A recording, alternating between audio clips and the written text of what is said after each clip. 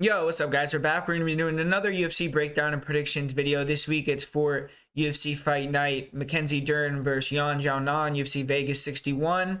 And the card has some entertaining matchups, so I'm pretty excited to get into it. And just right before we get into it, just want to say I already got a few bets going on for this card. And just like last UFC card, I was pretty confident in that one. I told you guys before and thought I had some good reads and ended up doing good on my bets and felt like I predicted a lot of the fights, pretty correctly in terms of how they went and the style of the fight, how it went. But yeah, with this card, I got the same type of reads. I'm feeling pretty confident on this card. So hopefully we can lead to some similar results. And yeah, man, besides that, if you want to get those bets, go to patreon.com/MMA Prediction Guru and hit the like button, put some comments down below. Let's get some interaction on this video. Let's try to get it out there a little bit more. But like always appreciate all you guys supporting the channel.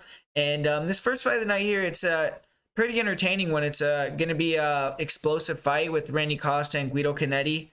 Obviously, when you look at it, the first thing that really pops out is that 42 years old for Guido Canetti. But Randy Costa, he has a lot of pressure on his shoulders as well. It's make or break time for him pretty much. He's 2-3 in his first 5 UFC fights. He's on a 2-fight losing streak. He has guaranteed fireworks whenever he gets in there, but kind of a glass cannon so far. He has been able to finish all of his opponents really quick. If you look at the combined record of all his wins, it was a little bit over 5 minutes. His longest fight was only 2 minutes and 15 seconds. And any fight that he's had that's went to the second round, he's lost all 3 of those fights. Those are all 3 of his losses. He got finished in the second round. And he started really well against those opponents too. He just couldn't keep the pace. And I don't even think it's about keeping the pace in certain fights. I think it's about taking damage and not being able to take damage that well, which is a little bit more alarming. But he's 28 years old, and he just has to prove that he can get past that if he's going to have a future in the UFC. And he's getting an opponent that the UFC wants him to win against in Guido Canetti, who's 42 years old. So he can't drop the ball here if he expects a future in the organization. But Guido Canetti is a beast. I mean, to be 40-plus years old, still out here competing with the best in the world is pretty impressive for sure. And he's not had a ton of success, but he's never an easy out. He's coming off a victory, actually, and it was his first win since 2018 when he took out Chris Moutinho in the first round. He lost 3 fights in a row before that, but even his fight right before Moutinho, it was a split decision loss to Mana Martinez, very competitive. He fought Mr. Perfect, Hyung-Ho Kim. He dropped him before getting submitted. He also won a round against Chito Vera. So even when he loses, he has moments in a lot of these fights. And it's going to be interesting to see how these guys match up. But when you look at Randy Costa and his style, he's a beast when he can go forward, man. I mean, the guy has an insane jab, really good speed, really good ability to, see the distance and kind of maintain that distance and just be able to pull counter really well. He's extremely fast with his hands. He showed that against Adrian Yanez in that first round. When he was going forward, he was just really beating him up with the jab, with the pull counters. And at range, he's throwing those constant head kicks. So you always have to be on alert. He'll switch stance, throw head kicks, and just a very dangerous guy. I feel like he has a long reach, and he also puts a lot of good extension on his punches. And he has dynamite in his hands and in his kicks. So anything that lands is very dangerous. I do feel as if his cardio, I don't think is the issue. I mean, maybe at first, like when he fought Brandon Davis and when he was a lot younger and wasn't able to have that experience. But now, in that last fight, for instance, with Brandon Davis, I think it was more just of a matchup thing. I mean, Brandon Davis is a pressure fighter, and I feel like Randy Costa off the back foot doesn't really fight well. His kicks are mitigated, and he doesn't really do well counterpunching going backwards. He wants to be pressuring and then playing in the pocket and counter that way. And Guido Canetti isn't really a guy that likes to pressure, so that's why I think it's a good matchup for Costa for sure. But what I was saying is, even in his last fight with not with Brandon Davis, with Tony Kelly, I think he wasn't tired really in that second round. He just got his nose broken and didn't really deal with taking that adversity too well. So he needs to get a little bit past that. But with Guido Canetti, Canetti's a guy that likes to be on the outside. He's a little bit shorter with his reach and his height, and he's explosive and fast though, so he can move around on the outside, has good footwork, lateral movement, and then he'll explode in with counter punches and decent wrestling. But I mean, I don't see him really trying to take people down. He doesn't have the cardio to work his wrestling and grappling game, so always just tries to strike and land those big punches. And he's pretty durable, but I just think him, darting in, darting out against a guy like Costa, letting Costa control the range and come forward, I think it's going to be bad news. And I think Costa is going to get that first round knockout in this fight. I just think he's going to be able to control the distance with the jab. I think he's going to catch Guido Canetti as he's coming in with some cool crosses and some counter hooks. And I see him really just eventually catching Canetti with some slick stuff and knocking him out. So I got Randy Costa by first round knockout in this first fight of the night. And this next matchup, we got a catchweight fight. It's going to be at 140 pounds between Julija Stoliarenko and Chelsea Chandler. And Julija Stoliarenko, she's taken the hard road so far in the UFC. She was actually, 0-3, but she's starting to see some light at the end of the tunnel. She was able to get that first round finish in her last fight against Jessica Rose Clark with her patented armbar. And if she can beat Chelsea Chandler, get 2 in a row, she's going to have a little bit of momentum. Chelsea Chandler, she's a girl I've had my eye on for a while. She's a true 145er, and she has pretty good skills and edge about her. Leah Letson was her original opponent, and I don't know for sure. I think that fight was at 145, and now Chandler's agreeing to drop to 35s. But if that's not the case, then that fight was at 135, and now they're moving to 140. Chandler had her first 3 MMA fights at 135, so I don't see it as a big issue regardless. And Chelsea Chandler, she trains, and I think she was born in the 209 in Stockton. She trains with Cesar Gracie fight team and them over there. And she has that kind of same style as the Diaz brothers, where she has that brashness. She's still green, though. She only has 5 fights, and she hasn't faced any experienced competition, really. Stoliarenko has 17 fights, and as of now, the most experienced fighter that Chandler has fought only had 6 fights. So this is going to be a big step up for her. But Chandler, she had fought 3 opponents that were undefeated and some okay girls. And for her fight style, she is southpaw, but she'll switch stances. And I think she is the better striker. She throws that nice straight left hand, nice 2-3s. And she could throw those switch stance right crosses. And she has power in both hands. I've seen her drop girls with both hands.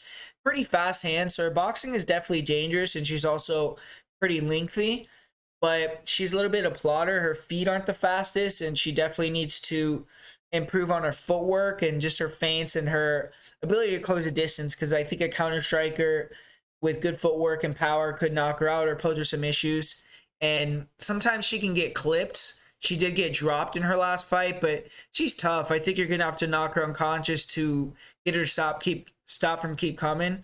But, I do think she has the advantage on the feet in this one, but she has to be careful with Stoliarenko because Julija, she's really tough, man, and she'll be able to stick in there, throw these counter hooks, counter kind of sloppy striking. She has nice elbows, likes to force a brawl. And Stoliarenko isn't a great technical striker. I think Chandler has the edge, but Stoliarenko has a lot of experience against pretty solid strikers, and she knows how to make it ugly. She could walk girls into counters, and she throws with big power herself. So if Chandler sleeps on her and walks into a big shot, then that's kind of how I think Stoliarenko could maybe get the edge on her on the feet. But overall, I think Chandler throws straighter punches. She's a little bit faster with her hands and a little bit more powerful. But ultimately, Chandler in all of her fights is definitely more of a grappler. It's a grappler versus grappler fight here. She's a big girl. She has good jiu-jitsu. She's active with her submission game from top, from bottom. She even attack standing chokes. And she likes to pressure girls to the cage and then use her size to get it to the ground. Good trips. And she's dangerous on top. She's really aggressive. She's submission over position, so she can lose position at times. But she is able to get into really dominant positions and throw good ground and pound from the mount, from the back. She's able to, even if she goes for a submission and doesn't get it when she's in a dominant position, she's able to attack off her back. She's very flexible. She has fast hips, good arm bars, and she uses her submissions to sweep and get on top effectively.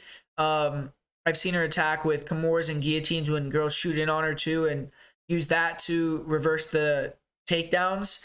In her loss to Carrie Kennison, though, she did really accept being on her back too much. She was able to get deep on a few submissions, and the fight was close. I mean, you could have maybe given it to Chandler off of her back, but Chandler ended up exposing her back a couple times, going for leg locks, and made some mistakes that, you don't really like to see. But it was her first pro fight, and since then she's been able to win all 4, so you have to cut her a little bit of slack there. She does have great cardio. She's not going to slow down, and she has a mean streak too. She's always going to go for the kill. In this fight, I think that it would be smart to replicate a little bit of what we saw when Julia Stoliarenko fought Yana Kunitskaya, which is pin Julia against the cage. Don't give her that guard pull. If you do, I mean, I think Chandler is going to be someone that's pretty confident on the ground as well. But just be very, very careful in the guard of Stoliarenko, man. She has that armbar that she can get from anywhere. And if she gets the takedown herself in the clinch, which she has decent clinch takedowns, and we saw her actually time the double on Jessica Rose Clark in her last fight and get on top. So she's going to be looking to take you down as well. So Chandler has to respect that. And if she can get on top of Chandler, then I haven't really seen Chandler off her back against someone that's an active submission hunter. I've seen her actively attacking submissions herself against wrestlers, but it's going to be interesting to see if she can be as effective off her back against someone that has high-level jiu-jitsu as well. So that's another wrinkle. I think Stoliarenko has a lot of advantages in terms of the experience. She's fought some good girls in the UFC, but I think Chandler is a little bit of a better fighter. Chandler just has to be very mindful of the submission attacks, and that is the way that Stoliarenko is going to win if she wins. So I think if you want to bet Stoliarenko, I'd probably bet her to win by submission. But I'm going to go with Chelsea Chandler, and I'm actually going to pick Chandler to turn the tables and submit Stoliarenko, kind of similar to the fight between Julia Avila and Stoliarenko, where she kind of wore Stoliarenko down a little bit and then caught her in the third round, because I think Stoliarenko can get comfortable on the ground too, and I could see Chandler getting to the back and getting that submission. So that's another prop that I think has some value there. Chandler to win by third round submission, it's like plus 5,000. So I could see that happening too. Chandler has really good cardio, and she's going to be going for the finish for all 3 rounds. So I'm going to go with Chelsea Chandler, but this is one of those fights that I agree with the line being close to even. I'm banking on Chandler, her kind of potential, and just being a little bit more dangerous. I think she's a little bit more well-rounded, better athlete, and a little bit bigger. She's used to fighting bigger girls. So I'm going to say that Chandler's able to edge it out, but it's a close one. But I'm going to go with Chelsea Chandler by third round submission. And in this next fight, we got the big boys here. We got guys at 205 with Maxim Grishin. He's going to be taking on Philipe Lins. And both these guys have had mixed results in the UFC, but Maxim Grishin, 4 fights, 2-2. He debuted up a weight class at heavyweight, lost to Tybura. And then his last 3 fights were at light heavyweight. He's 2-1 in those fights. He finished Godzilla Road Antigulov, knockout in the second round, lost the decision to Dustin Jacoby, and then was able to beat William Knight by decision in February. And the win against William Knight was pretty impressive because he weighed in at 205 or 206, I guess 206, and William Knight weighed in at 218 pounds. So he still took the fight and he was able to get the win. So pretty gangster from him there. But Grishin has had some weight issues as well. He missed weight against Dustin Jacoby, came in way overweight too at 210.5. But he made it 2 out of 3 other times, and he's fought at 205 his whole career, so you would hope that he has that under control. But Philipe Lins, he got back in the win column. He had over 3 years without a victory. He dropped back down to 205, beat Marcin Prokhnio, and previous to that, he was 0-2 in the UFC. He had 2 losses, both at heavyweight. He had that controversial decision against Andrei Arlovsky that he lost, that a lot of people felt like Lins won. And then he had the bad knockout loss to Tanner Boser, which really dropped his stock. Came in as the underdog against Marcin Prokhnio, but you could tell he was ripped. He was in way better shape, and he got the job done there. So it was a good job by Philipe Lins in that fight. And I think this fight, both these guys kind of mirror each other in the way that they like to fight. They're low-volume counter-strikers on their feet. I think Grishin is maybe a little bit more technical, but Lins is faster with his feet and his hands, I believe. Both guys are pretty pillow-fisted, but I would say Lins has more power. Lins, I think, is going to be a little more active with his wrestling and grappling, might mix in a takedown or two. In his last fight against Marcin Prokhnio, he showed that at 205 he could push a much higher pace, and he used his wrestling to break Prokhnio down the stretch and win that fight. And he's a little bit younger. He's faster. I think he's taken a lot less mileage. He's had a lot less fights. And I think it's going to be a close decision. I'm going to go with Philipe Lins just because I think he can mix in the takedowns and he's the underdog. I feel like he should maybe be the favorite. I'm not too impressed with Grishin. I feel like he doesn't have power and he likes to try to point fight you. And I think Philipe Lins is going to be able to match that kind of finesse style that Grishin has on the feet. He has the slight reach advantage, and I think he'll also mix in a couple takedowns, not even get them potentially, but maybe get some cage grinding and things like that to be able to kind of sway the decision to his side. So I'm going to go with Linz via close decision. And this next fight, we got a middleweight fight. I feel like this is another fight that could go either way between two guys that are not really, they're both winners. They win a lot, but I feel like not really guys that I like backing for some reason. But Brendan Allen, he is definitely improved his striking. I think he gets a bad rap. Came into the UFC with really bad striking, but since he went to Sanford MMA, he's really gotten better with staying long. He has good jabs, nice 1-2s, good front kicks, good 3-2s, solid uppercut, and he's always been dangerous in the clinch. That's kind of been his game prior to joining Sanford. Real nice knees, elbows, good clinch throws. And recently I've seen he's starting to get more aggressive with his singles and his doubles, committing to the wrestling more, aggressive back taker. He has good chokes. He'll also pull guard and attack leg locks, and his defensive grappling is good as well. He can be taken down, but he causes scrambles, can get back up to his feet. He can expose his back. Got in trouble a little bit with that against Jacob Malkoun, but good grappling cardio, and he could push the pace, and definitely is a dangerous fighter. In this fight, Brendan Allen, he's going to be doing a lot of chasing of Krzysztof Jotko. He's going to have to walk him down, and he's just going to have to stay disciplined because Jotko does a great job of getting guys to get over eager, man, or get kind of annoyed at what he's doing, just circling around, kind of trying to point you from the outside, and they start to really try to walk him down, and that's where you can slip in those takedowns or start to land those, awkward counter punches or those kicks and start to get his game off. So you have to be aware of that. You can't let Jotko get you frustrated. You have to stay technical in your game. And we saw when Jotko fought Sean Strickland, he did struggle against someone that constantly walked him down, that was going, straight line 1-2s, that was staying very technical and just pressuring forward, was able to defend the takedowns. And Jotko wasn't able to have his technical striking. He was starting to throw in loop-in punches.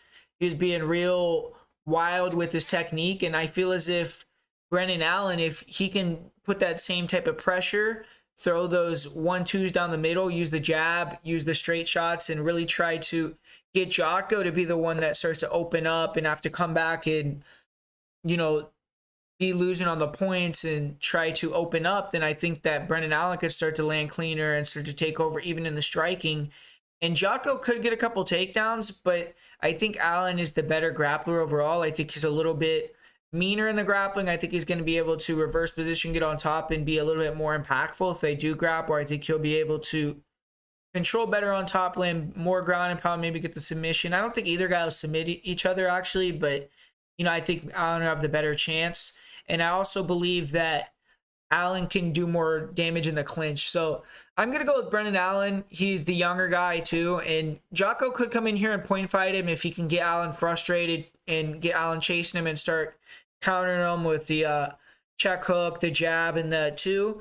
But I think Allen's going to be able to stay disciplined and be smart, use that effective pressure. Even if you're maybe getting touched early, Jotko doesn't really have that power, and get him to slow down a little bit, which Jotko does do, and start to use those straight shots. They're going to connect more and more, and then maybe you can work your way into the clinch, maybe even get a takedown, and really start to solidify the win. So I'm going to go with Brendan Allen to win this fight by decision.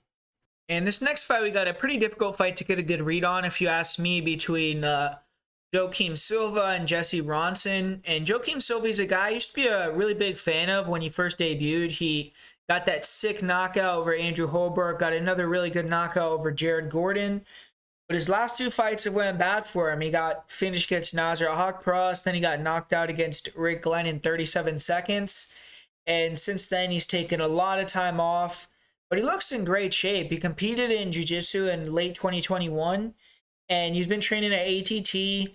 He's 33 years old, but he's not been fighting that frequently since 2019, so he's kind of a young 33. So if he still has a chin after getting knocked out twice in a row, he looks good athletically.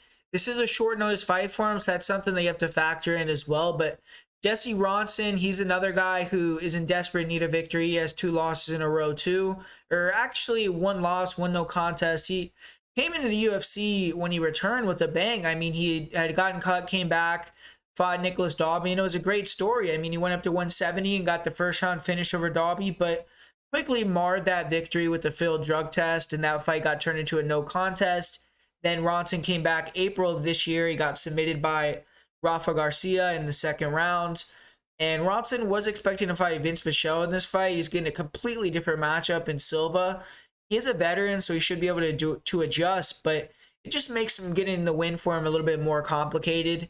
For Ronson, he hasn't gotten an official win since February of 2020 and only one victory since 2018. So recently, neither of these guys have had much success, and that's why I think it's a tough fight to call. I mean, Joaquim Silva hasn't fought in a long time, 2 losses. Jesse Ronson coming off a loss where his takedown defense looked horrible.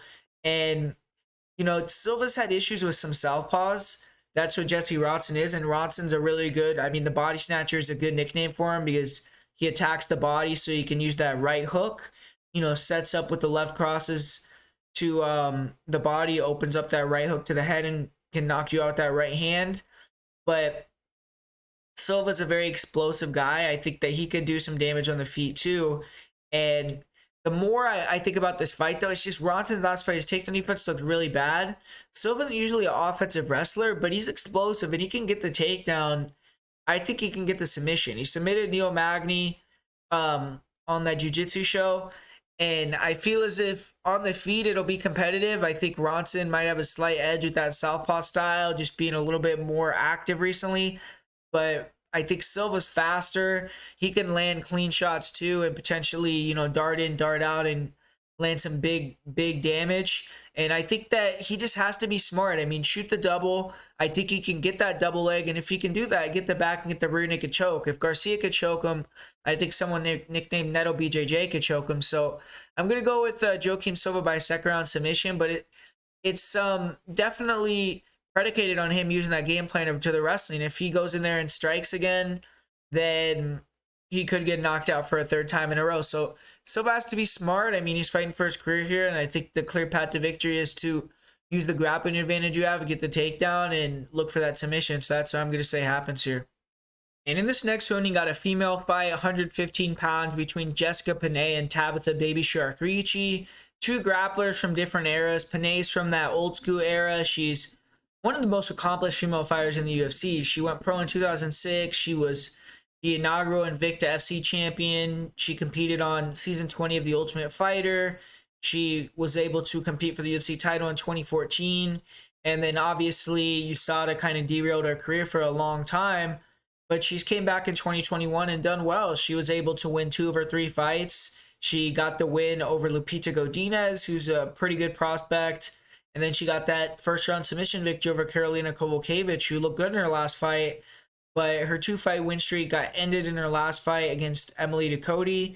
Ducote was making her debut in the UFC, but she's actually in currently the best form of her career. She's coming off title defenses in Invicta, and she just got the edge on Penne. It was a 29-28 decision in that one.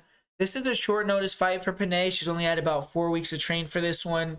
Ricci, she was getting ready to fight Cheyenne Vlismas, who's a completely different style than Penne. So both fighters had to deal with some changes. Penne's opponent on Saturday night, you know, is Tabatha Ricci, who's 12 years younger. She is a girl that debuted in MMA in 2013, though, so she isn't a spring chicken either. And she definitely is someone that hasn't really been active in her MMA career. She took a lot of time off before she really started to get serious in around 2020. But she fought her first credible opponent when she came to the UFC. She really had fought a lot of bad fighters prior to that, but she came in, fought Manon Farrow. Bad matchup. I mean, up a weight class. She's fighting a girl that's, you know, in the top 10 in that division, and just she hung tough for a little while, but ended up getting finished in the second round. But in her last 2 fights, since she's been able to come back down to 115, she's beaten Poliana Viana and Maria Oliveira, who are 2 lower level girls in the weight class, but you know, it's shows that she's at least UFC level. But Tabatha Ricci, she's very intense, very tough, and you have to be careful with her because she will do some dirty stuff. I mean, she tried to Imanari roll on Maria Oliveira right off the glove touch, and she's a short, compact fighter. She's quick, she's explosive, she can close distance pretty quickly. She only has a 62-inch reach, so She has to use her feet to close the distance, and she likes to pressure forward and be the bully. She throws big overhands to, set up the takedowns. She doesn't really throw a lot of punches outside of the right hand. She'll throw the left hook, but a little bit rarely. And she likes to kick. She'll throw some front kicks to the body, decent low kicks, but she doesn't really set her kicks up super well yet. She can get counted off of them. Striking is still developing, not dangerous. Really uses it to only set up the takedowns. And in her fight with Manon Farrow, she really struggled fighting off the back foot. Farrow was able to walk down Ricci and just beat her up with the straight punches, long hooks, kicks. Ricci just didn't have enough firepower to keep Farrow off of her and couldn't take her down. Almost anyone that can pressure Ricci and Ricci's not going to be able to take down is going to be an issue for her. She doesn't strike off the back foot effectively, and even her striking going forward isn't very technical, but at least she can get the takedown when she's going forward, so that's something that she has to do in her fights. Against good strikers, she's really going to struggle right now, but, Ricci is a girl that is tough. I don't think she's just going to find a way out of there. She got finished by Manon Farrow, but it was a standing TKO, and she does defend punches with her face, which is a bad strategy, but Jessica Penne isn't the type of girl that's going to knock you out with strikes, but she can, box you up and keep you at a distance if you're at the striking at the level of Ricci. So it's going to be interesting to see, who gets the edge, because I do think Ricci's a little bit faster, but Penne is a lot more technical. But the main battle is going to be on the ground. Ricci's a black belt, very, very good grappler. She gets the majority of her takedowns in the clinch or by catching kicks, but I think in this fight she needs to go to the singles and doubles that we saw her go to against Maria Oliveira, because I don't think it's going to be so easy to get clinch takedowns against a taller judo black belt. And I haven't really seen anyone besides Manon Farrow try to take down Ricci. In her fight with Farrow, she did get taken out briefly, but Ricci was able to get right back up to her feet. And obviously Manon Farrow is significantly bigger. So I find it hard to believe that Penne is going to be able to out-wrestle Ricci. And she's probably going to have to get it done with the stand-up or by getting those tricky back takes. Ricci on the ground, when she can get on top, is pretty heavy. She likes to work her way into dominant positions methodically. And then she'll try to get into the mount and attack armbar. Or if fighters give their back, she'll, use the backpack and try to get that rear naked choke. But she isn't necessarily the greatest or most dangerous on the ground yet in MMA. And Maria Oliveira, who's not a high-level grappler, was able to use the cage, get back up to her feet more than once against Ricci. But Ricci's a grinder. I mean, she's a girl that has the cardio to grapple for 3 rounds, and she's not going to slow down. So if you can't keep that pace, she can just grind you out. Her last fight, she defended some submission against Poliana Viana so she can handle a dangerous guard, but she really didn't do much besides control, so it left a really close fight in terms of scoring, a really weird fight. And a lot of the fight ended up with Tabatha Ricci standing over Viana, throwing kind of ineffective leg kicks, and Viana welcoming Ricci into her full guard. So kind of one of those fights, and I don't see Ricci being able to do much damage to Penne on the ground, but if she can kind of trick Penne into being comfortable on her back in full guard, she could maybe steal the decision. Ricci, she has great cardio, so she's going to be there, and I think she has potential, and she's going to continue to level up. But as of now, she has a lot of holes in her game, and this is definitely a step up in competition for her. For Jessica Penne, she's long, lanky. She's gotten better with her boxing. She has a decent jab, decent 1-2. She isn't fast, but she throws her shots straight down the middle. And good front knees, good front kicks. And she's incredibly durable, man. I mean, she can eat bombs and keep coming forward like it's nothing. Even in the fight she got TKO'd against Jessica Andrade and Xiaonan Yan, she was taking ungodly punishment, but just never even got dropped, never really showed, huge wilting, getting rocked or anything like that. It was just an accumulation of shots that weren't returned by Penne that ended the fight. In this fight, I think she could maybe get hit with some clean strikes through the speed of Ricci, but I think overall Penne is going to be able to land the better punches, the jabs, the long crosses, maybe some front knees, front kicks up the middle, and she's going to have a 5-inch reach advantage in this fight, which is going to be a big thing. And she's an elite grappler in her own right. She's a great frame, very long, lanky. She's a judo black belt and jiu-jitsu black belt, and she has good trips, good throws. She isn't super effective with her offensive wrestling, but she pressures girls, clinches them, and if she can get into the clinch, then she can kind of work her way to the back, or she can even pull guard and then get on top that way. And Ricci has to be super careful about those back takes because she's the shorter girl here. And, Penne could maybe get that body triangle and ride it out if she can get to the back. But Penne, I mean, she always shows up in great shape. She's savvy. She's slick. And she's not going to slow down. And it's a difficult fight to call. I mean, Jessica Penne, I think, is going to win the striking, but I think it could be competitive. And I think the speed definitely early before Ricci starts taking damage and gets a little more timid, I believe, could make the striking closer. But I think Ricci could maybe hit a takedown or two and steal rounds that way. The thing is, though, is as the fight goes on, I think Penne is going to be doing more damage in the stand-up, and I think the takedowns are going to be more just position changes, and Penne might even be able to throw up a couple submissions and be more active off her back. I don't see Ricci really being able to do a lot of offense on top even. So I think that, the fight is going to be a tough one to score because I think Ricci could be the girl on top at times. But I think Penne is going to be throwing up submissions and stuff like that. And I think Penne is going to be the girl that does more damage, even if she gets controlled for a little bit of the fight. So I think it's going to be a close one. But I'm going to go with Jessica Penne in this one to get the upset. And I'm going to say she wins. And I'll even say it'll be a split decision. This next fight's going to be a heavyweight fight, and what a strange fight this is. They've tried to set it up a few times, so they must like this matchup, but Alexey Oleinik is continuing his Ironman run. He's 45 years old, and he's taking on a powerhouse guy, a former light heavyweight, and Ilir Latifi that's came up to heavyweight and fit in pretty nicely in there, and both these guys have left their marks in MMA. They've been fun fighters to watch for years. And I'm glad they're finally, getting it done. I mean, it's an interesting fight, but Ilir Latifi hasn't fought in a while because he pulled out of the fight with Oleinik. That was scheduled for April 9th, and then Oleinik actually stayed on that card and got the win over Jared Vanderaa, and that was Oleinik's first win in almost 2 years, so it was much needed. But Ilir Latifi has had 2 fights at heavyweight. Now he's 1-1 in those fights. He had really close fight in both of them. He had that decision loss to Derek Lewis that he could have easily won, and then another decision that was a split decision against Tanner Boser. And that fight with Boser was June of 2021. So it's been over a year, almost a year and a half since Latifi has been in action. He is the younger guy by 6 years in this fight, but he's 39 too, so he's a little bit older. And in recent years, he's been much less active. Since 2019, he's only fought 3 times. He's pulled out of his last 3 fights. So you have to wonder if age is catching up to him at this point. I don't think he's as big as a slam dunk as some others may see him in this fight. And I think it's a tough fight to call if you really start to break it down. But if you look at Latifi's career, he hasn't really fought any fighters that are threats off their back. I mean, is Latifi really going to want to grapple with Alexey Oleinik? I'm not sure.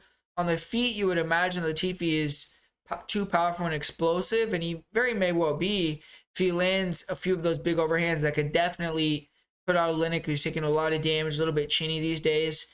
But Oleinik is still an awkward striker in his own right, and he's a tall, long guy with a, big height and reach advantage.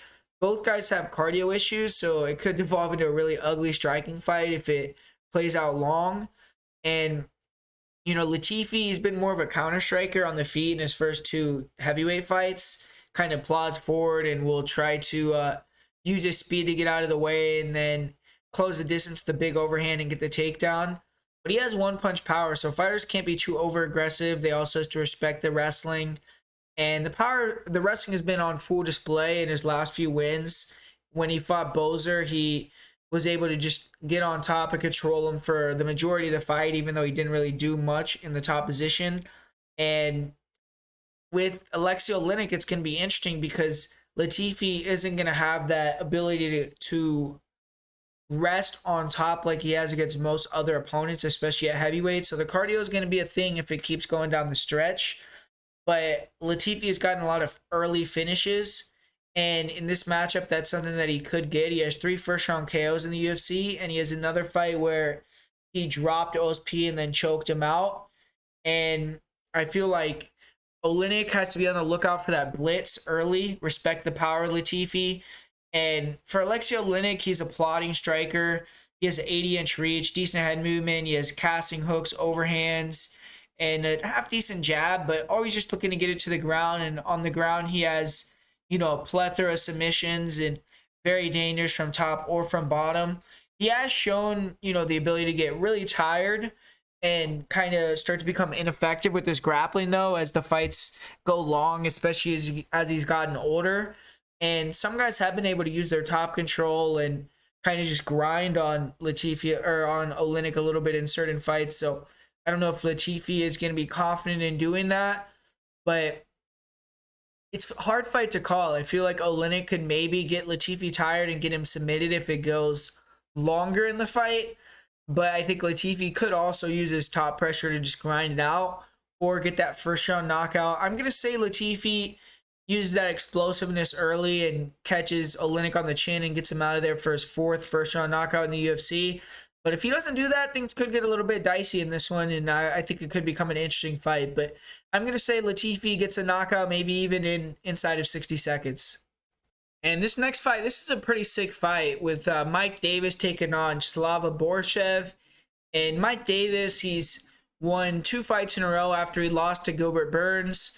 And man, I don't know why he doesn't fight so much. He hasn't fought in a long time, and I've seen him online asking for a fight. So I don't really know what it is. Maybe behind the scenes, he's not accepted certain fights. I don't know that. I'm not trying to say that, but who knows? It's kind of weird that he hasn't fought in a while, but I'm glad to see him back. The guy's exciting and he's young, and yeah, it should be a fun fight. It's Slava Borschev is another guy that came into the UFC, had a really, really good showing in his first couple UFC opportunities where he got that knockout on Chris Duncan on the Contender Series and then got that big knockout over Dakota Bush. But his last fight, he got exposed a little bit, got taken down for 3 rounds and controlled. And now the blueprint's kind of out on Slava Borschev, where if you can take him down, you can control him on the ground and beat him that way. And another thing about Slava is I think he is a little bit chinny. I've seen him get dropped in certain fights, and he is super dangerous. Both these guys on the feet are really good. I like the way that Mike Davis has his boxing on point with the combinations. He throws straight shots down the middle, real nice counters, real crisp, fast hands, super fast hands. And he's a huge guy for the weight. And I feel like he could potentially land those pull counters on Slava and get him out of there. But Davis sometimes can get overwhelmed by pressure. He could struggle with leg kicks, which Slava Borschev does have the ability to throw as well. And he also, at times he can get clipped a little bit clean. And Slava's going to be looking for those body head combinations. So it's going to be a fight where Mike Davis has to stay composed, not get into that firefight. And really what he has to do is work where he has the advantage. He trains at a Fusion XL, which if you know that gym, they're an incredibly good grappling gym. And Mike Davis has really good timing with his wrestling, really good takedowns. And he could probably get the takedowns, get on top. And he hasn't really shown that ability yet to control and have great damage when he gets a top position. But this could be the guy in Slava Borschev who's a little bit less experienced, where maybe he could show his ground and pound and top control and ability to work on the ground. So I just feel like Mike Davis is going to be able to make Slava Borschev a little bit hesitant with the striking by knowing that he's going to be able to mix in the takedowns. And I also think Mike Davis's boxing is going to surprise Slava a little bit. I think he'll be able to land some counter shots, and I think Mike Davis is going to look good in this one and get another dominant win. So give me Mike Davis in this one to get the win by decision. And with this next fight, we got a Brazilian versus Mexican matchup here with John Castaneda taking on Daniel Santos. Should be an explosive fight. Daniel Santos, he lost his UFC debut, but he was 9-1 coming into that one, and had some good wins over there in ACB. And for John Castaneda, he's been doing well recently. He's won 2 fights in a row, so he's on a high right now. But Daniel Santos, his style, he's a pressure fighter. He walks guys down. He looks to cut the cage off and then land big power hooks. He likes to shoot the jab, right cross to close the distance and then throw those hook combinations. And he's fast. He's powerful. He's exchanging on the inside. He gives issues to fighters. Good clinch game as well. Nice elbows, nice knees. And he likes to attack with spinning attacks off the break and in general. Good spin back kicks to the body. Nice spinning back elbows. He has great cardio and his durability is good. So he keeps the pressure. And in his last fight, he did struggle to cut the cage off. He got hit with a lot of jabs, straight shots down the middle, and just kind of finessed by the veteran Julio Arce. So he's going to have to get a little bit better at cutting the cage off and getting inside. And Santos, he hasn't really shown off his grappling much yet, offensively, but he is a purple belt out of shootbox Diego Lima, so you know he's going to be dangerous on the ground. His wrestling isn't really there, but he does have 2 submission wins, and if someone puts him on his back, I do expect him to be dangerous.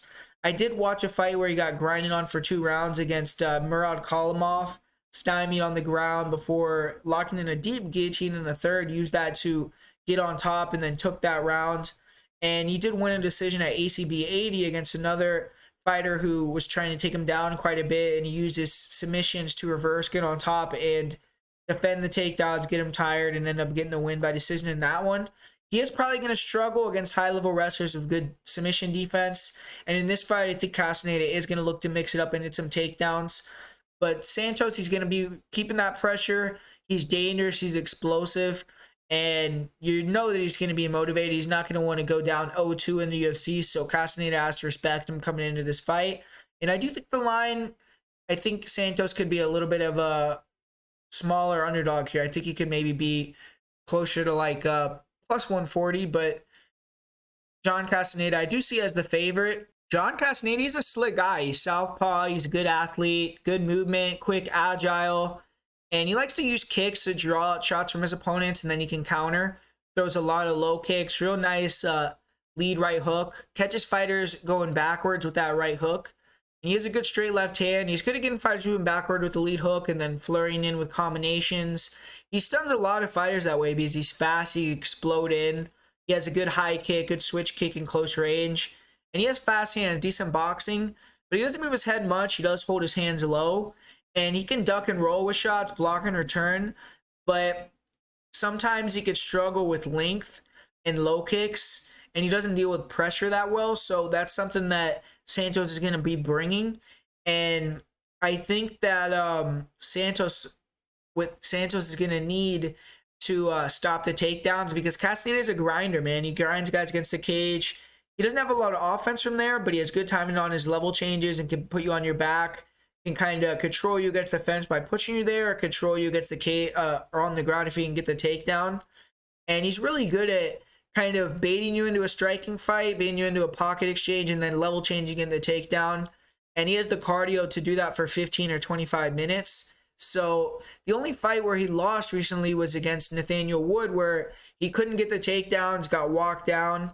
And Castaneda, he does have a good arm triangle. He got it in his last fight, and he's gotten it against Marcelo Rojo and some other decent caliber guys outside of the UFC. But in this fight, I think he has to move around, be smart, use your slickness and your footwork, not get in exchanges with this guy too much.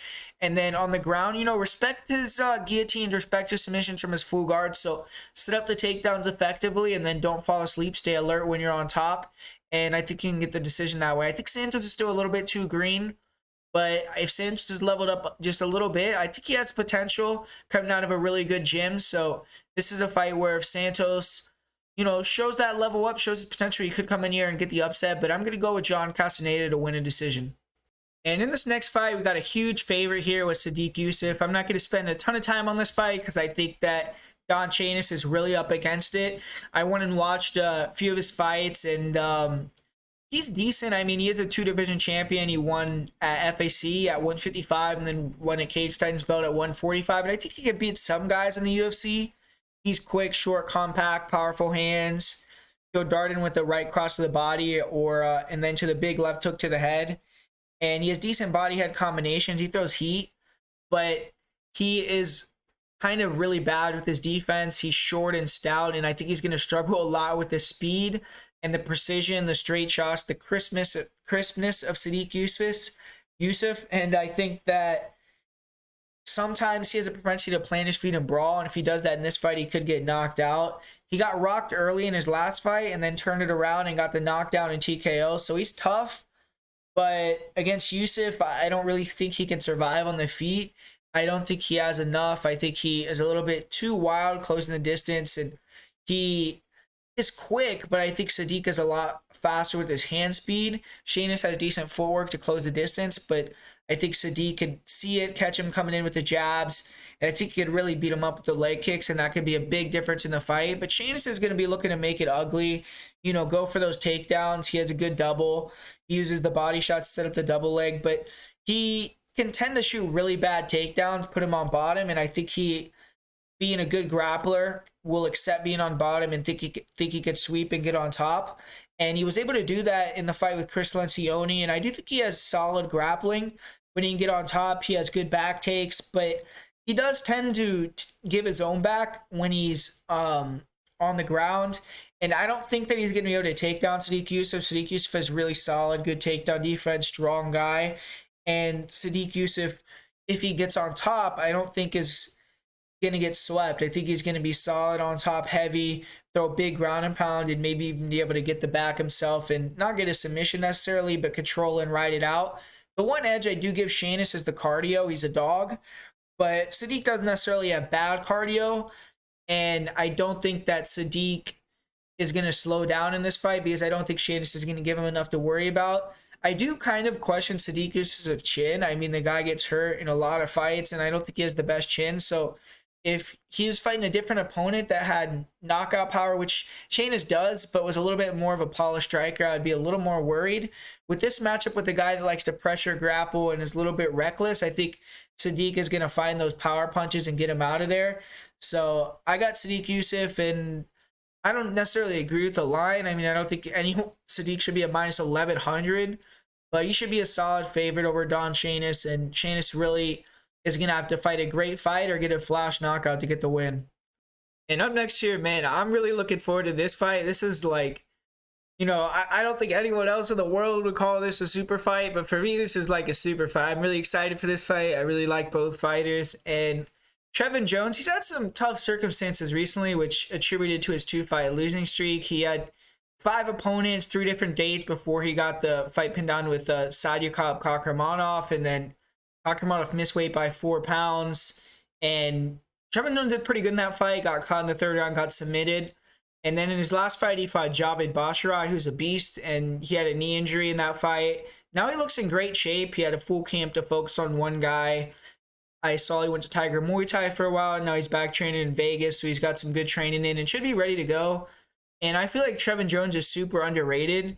He is you know, a guy that is a really good counter puncher, nice leg kicks, fast hands, power, really good footwork, and he pulls guys into the 1-2s, 3-2s, 2-3s. Really good job changing up the target of his punches, going to the body to open up the power shots to the head. Picks his punches really well, closes the distance extremely quickly. He's really good at fighting that right hand from southpaw. He has that power hand in the front with the right hand. He can land that short right hook, right uppercut, and put fighters to sleep from close range.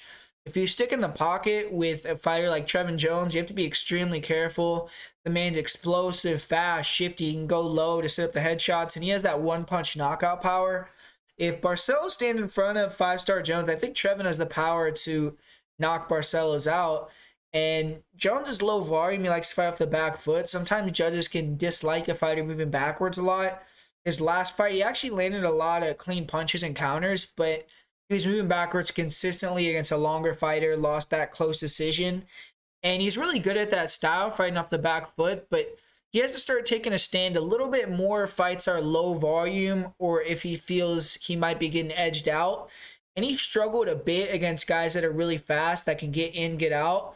Also has gotten hurt to the body in a couple fights, but he is durable. When he gets hurt, he tends to shell up and look for big counters, which is dangerous, but it can look bad to the judges. But he's been able to recover and not get finished in any of his fights. And Trevin Jones, he's a very good grappler. He's big, extremely strong for the weight. He's a black belt. His last fight, he struggled to get his grappling going, but he did a good job against Sodiq Kakhramonov. He was able to control him against the cage in the clinch, get him down a couple of times for the larger part of the first 2 rounds, and then ended up getting caught in that guillotine in the 3rd. But when he gets on top, he more is a control guy. He has decent back takes, 4 submissions, but more worried about keeping that position, staying on top. And in this fight, I think he's going to come in a lot better shape. I think he's going to be able to have 100% cardio for the full time. And I don't think he's going to fall victim to a mistake like that, like he did against Saeed for getting lazy, leaving his neck out there. I think he's going to be a little bit more locked in for this one. But his opponent, he's a beast too, man. Raoni Barcelos. He is a guy that is also on a 2-fight losing streak where His last fight, he had not a bad performance, but a bad loss to an older guy in Victor Henry that was making his debut. It kind of really lowered his stock. But before that, he had a close loss to Timur Valiev, who's top 15, and it was split decision. So that wasn't such a bad loss, but he has to get the win here. 35 years old. I think it's a must win. And he's a great fighter. He's super fast. He's a pressure fighter, fast hands, super sharp. He throws real heavy low kicks, fast 1-2s, 3-2s, real nasty uppercuts. His reflexes are very good, and he likes to stay fighting in a phone booth so he could slip and rip. And you also try to catch fighters with front knees, front kicks. And he can make guys hesitant to throw at him because he is really good with the pull counters, really fast reflexes. So guys don't want to get hit, and then he can pick them apart with kicks from the outside. And Barcelos does spend a lot of time in that danger zone, standing right in front of his opponents, though. He's also aging, 35 years old. He's slowing down a little bit. And you see in recent fights where Barcelos in the past would be getting just out of the way of the counters. He's getting hit more and more. He's even getting rocked. And he's still fast, slick, but his style I don't think is one that ages too well. And I'm a little bit worried about the damage that he's been taking in recent fights. He is a good wrestler and grappler. He doesn't really go to that too often. I would be kind of wondering maybe this fight he's going to go to the wrestling and maybe try to do that because he's gotten outstruck the last 2 fights. But most of the time he likes to keep it on the feet and mix in the takedowns near the end of the rounds. He has a nice double, pretty good clinch takedowns. He is a good judo black belt. And he's a black belt in jiu-jitsu as well. And when he gets on top, he has good slicing elbows. He can get cuts. And he's always looking to get the back and look for that rear naked choke. But he isn't really an extremely high-level guy on the ground in terms of finishing in MMA. He has a really high-level jiu-jitsu acumen, but you've seen guys like Khalid Taha be able to stand up from bottom against Barcelos, avoid the submission, and he hasn't been able to show off that jiu-jitsu game as well against higher-level opponents. But Barcelos, he does tend to get a little bit tired in the third, but his cardio is always on point. And he never has really slowed down majorly in any of his fights. He always throws super high volume too, so he comes in good shape. And this is going to be a sick fight. I mean, Trevin Jones is going to want to use his speed to land and get in and get out. When Barcelos tries to force a pocket fight, I think Jones can do really well there too, land some heavy counters, but just don't stay there for a kind of elongated periods. And you should try to mix in the level changes, Trevin Jones. Even if he can't get the takedowns, just keep Raoni honest, slow down his combos. I think Jones has the power edge and the durability edge. He's younger, and his hands are lightning. Barcelos is slick. He's likely going to land some sharp counters, combos himself. He should look to attack the body, in my opinion. Try to maybe catch him with one of those front kicks or front knees to the body and hurt him, because we've seen Trevin Jones hurt to the body before. Maybe even try to attack the body with the knees to set up the flying knee, because he has a pretty good flying knee as well. And he has power if you can catch him behind the chin or catch him coming in with that check hook or uppercut. He could potentially take out Trevin Jones too. But I don't see Barcelos working takedowns in this fight or going for them much at all. I see Jones being the more active with the wrestling and grappling attack out of the two if someone is going to be attacking that way. And I think that Trevin Jones is actually I think he's a little bit too quick, and I think he's going to put Raoni Barcelos out cold. I see this as a good matchup for Trevin. He's getting a fighter that doesn't want to stick from long range, but get inside and mix it up. Jones has the longer arms. I believe he has the speed, explosiveness, power edge. He's really good at finding the chin. And Barcelos gets clipped too much for my liking. Raoni's a warrior. He hasn't been finished since 2014, but I think, his last fight with Victor Henry, you saw he was wobbling a lot in that fight. He didn't get dropped, but he definitely was getting hurt. And I think he may be slowly getting old right before our eyes. He might have a chance of getting a flash knockout to the head or a front kick to land on that liver early. And if it goes to the distance, his volume may be an issue. But I think Trevin Jones is going to get the knockout in the first round. I just think he's going to find the chin. And I think Barcelos has taken a lot of damage recently. I think Jones is an elite counterpuncher. Raoni is a guy that likes to stick in that pocket. And I think Trevin Jones is going to be a little bit too explosive for him. Land that kill shot and knock out Raoni Barcelos. And the co-main event here, this is a fun fight. We got Randy Rude Boy Brown taking on Francisco Massaranduba Trinaldo. And both these guys have been in the UFC for a long time now. Trinaldo, he's been in the UFC a lot longer than Randy Brown. And obviously he's 12 years older, 44 years old, still out there winning fights. I mean, he's won 4 out of his last 5 fights. He's been killing it up there at welterweight.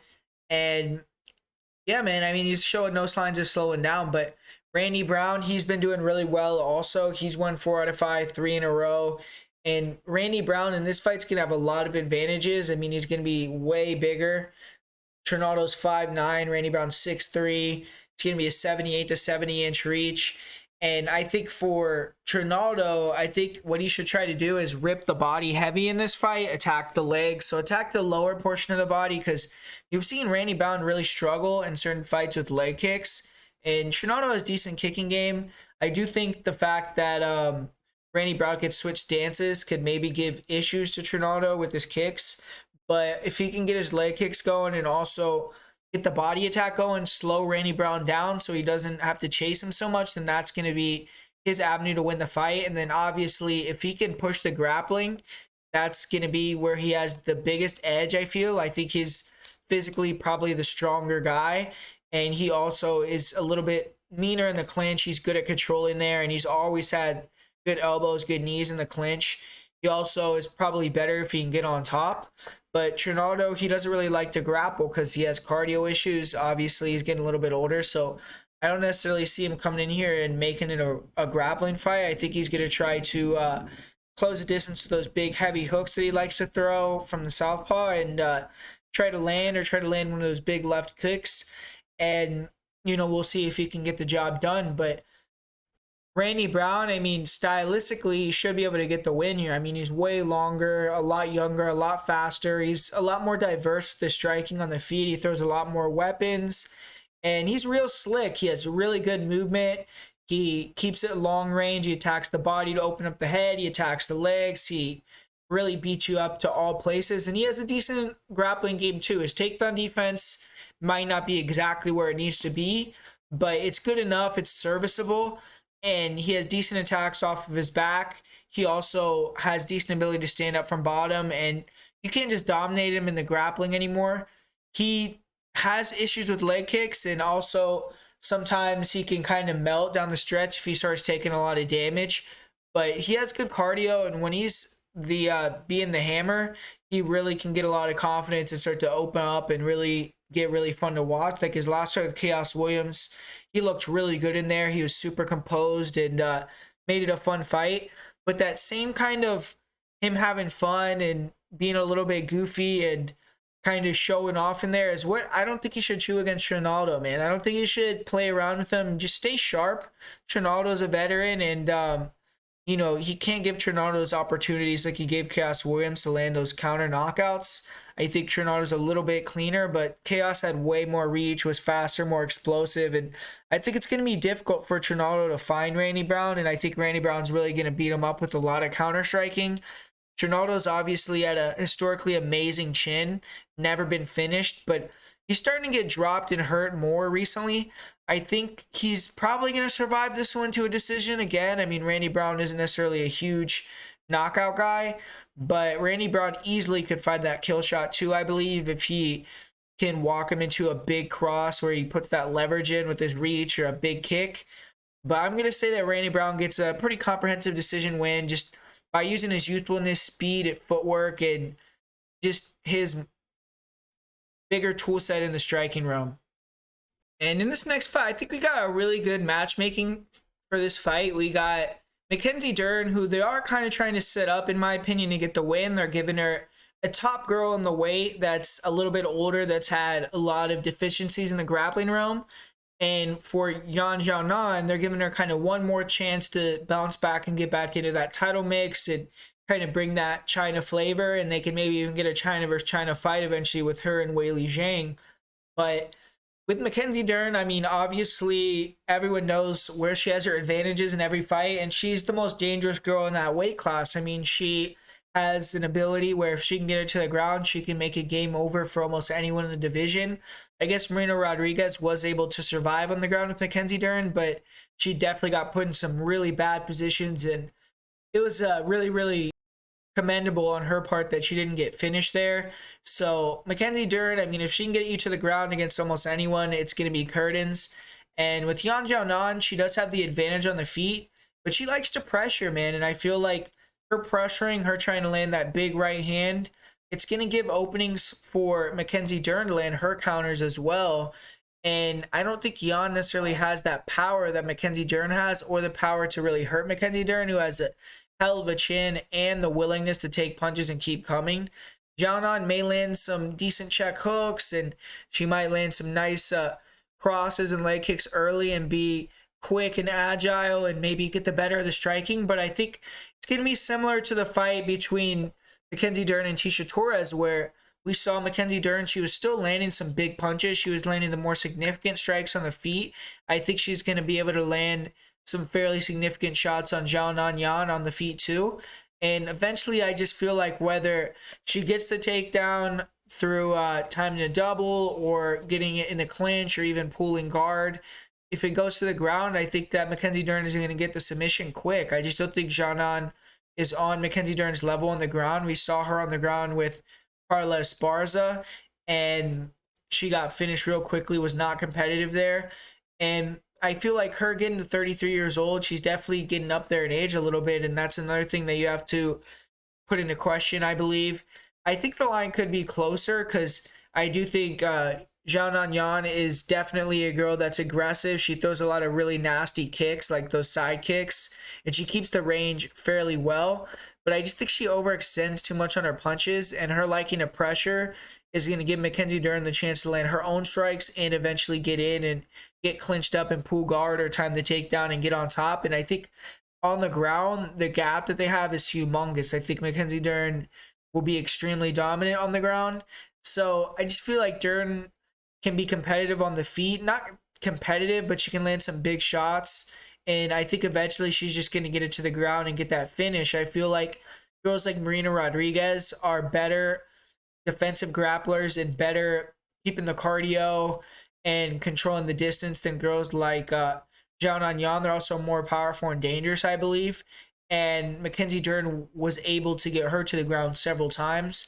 I also feel like Tecia Torres is a pretty good prerequisite to Xiaonan Yan. And I think 5 rounds also favors Mackenzie Dern. So I think that she kind of got prepped in her last fight to fight a similar opponent, someone that's going to be moving a lot. But in this one, I think she's going to be easier to find, a little bit maybe more powerful and aggressive. But I think she'll be easier for Dern to get her game going on. And also, I think she's going to be easier to take down and much less defensively sound on the ground. So I just feel like Mackenzie Dern is going to be able to get it to the ground and get that submission in this fight. She has 5 rounds to do it, and I'm going to say she does it in the second round. I do think the line could be a little bit closer. Like I said, I don't really necessarily think Dern should be that big of a favorite, but I do feel like she's going to go out there and look impressive, get the finish. And if she does that, she could potentially even be next in line for a title shot, honestly, because we've already seen Rose versus Wheelie twice. I don't know if Rose is going to fight anytime soon, who she's going to fight. There's really not another clear-cut number one contender. It seems like they don't really want to give that shot to Marina Rodriguez, as they gave Weili Zhang a third chance, or a third title fight in a row, a third chance to win the belt. And yeah, so I think that Mackenzie Dern has a big chance to get a title shot if she wins this fight. And I think she's going to get the submission. So I think she's going to put herself in prime position. And I'm going to go with Mackenzie Dern by second round submission. I don't know what type of submission it'll be, but she's going to lock her up and finish her on the ground. So that's my full card predictions for this card, UFC Vegas 61. Hopefully you got something out of this video, and you could leave a like down below. Put a comment down below if you agree with my picks, if you disagree, or what you think about my reasoning, things like that. And man, I mean, if you're not on the Patreon, I've been trying to make you guys get some easy money. We just won again today. We did really well. We cashed on Jillian DeCourcy plus 355, Caitlin Neal plus 160 on Invicta. So we won over 5 units today, and we're up over almost 95 units for the year. So really proud of the work that we've been doing so far this year. Hopefully we could keep it going until the end of the year. But yeah, so coming up on this UFC card, I really got a few reads that I'm pretty confident in, a few bets already locked in, and there's going to be some other events this weekend going on with LFA, ONE FC, Bellator. So definitely some content you can go over there and get access to. And besides that, for my most confident pick here, I'm going to kind of take a cop out and go with Sodiq Yusuff. And for my parlay of the week, I'm going to go with Randy and Randy parlay, Randy Costa and Randy Brown. So there you have it, guys. It's a full card breakdown and predictions video. Thanks for watching, and I'll be back next week.